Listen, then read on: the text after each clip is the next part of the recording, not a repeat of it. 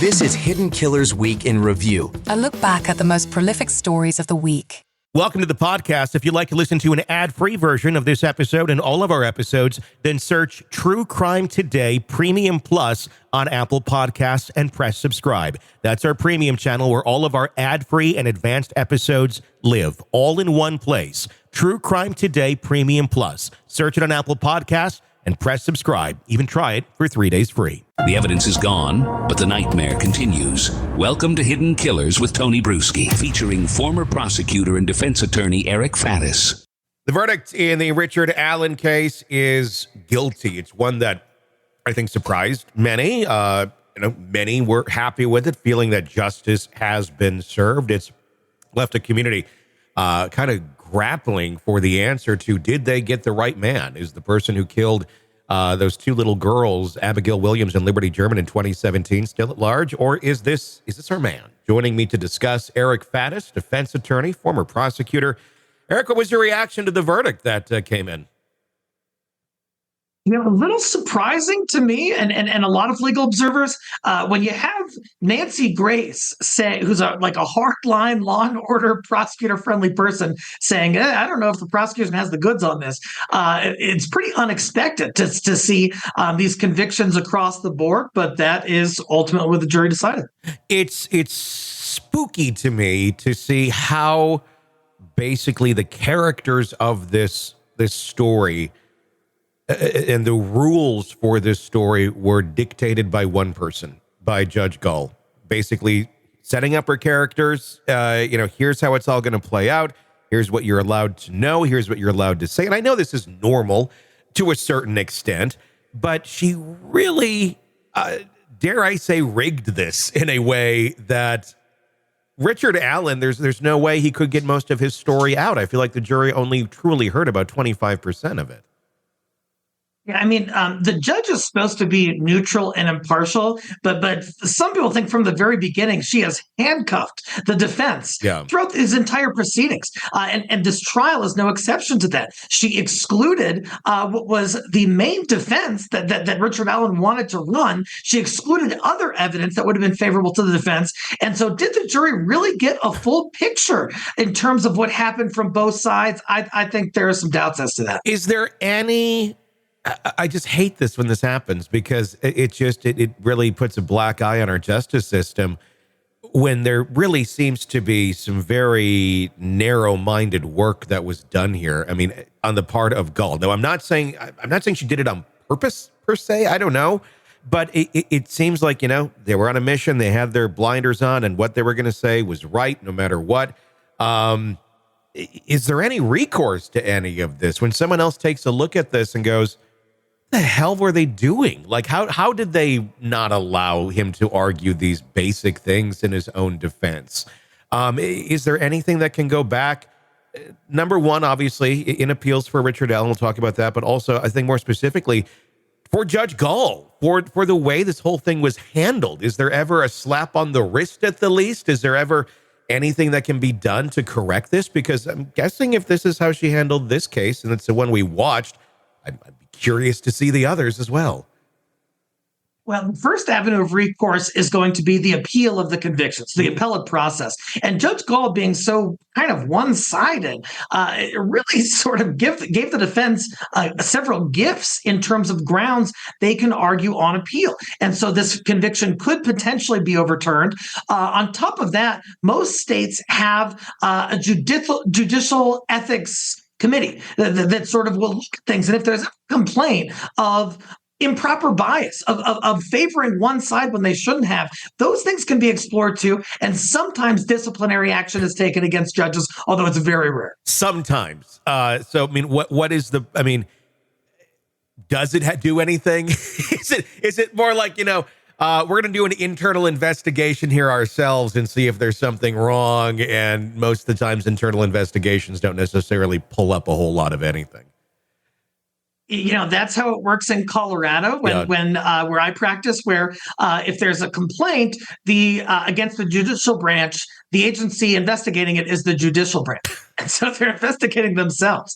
And so there is some inherent bias, or at least the appearance of bias, in those proceedings. And do they ever result in a judge being disciplined? I can only think of two cases in Colorado in the past 10 years or so. And that's compared to the, umpteen complaints that have been filed over the years. So pretty unusual for a judge to be disciplined. Is that something that needs to be improved upon, in your opinion, as a defense attorney? Is that something where we need true checks and balances on this system? Because that doesn't really sound like a true check and balance right there. It's like an illusion of it.